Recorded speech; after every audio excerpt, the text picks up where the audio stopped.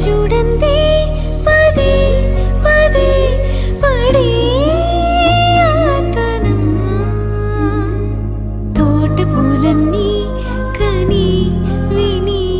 పడేను వేదన నువ్వు రాకుంటే మహాశయ మదే ఆగునా పూల తీగతో పడే ఊరే నాకింక దీవెనా చూసే కన్నుల ఆరాటం రాసే చేతికి మోమాటం తలచి వలచి పిలచి అలసి నీరా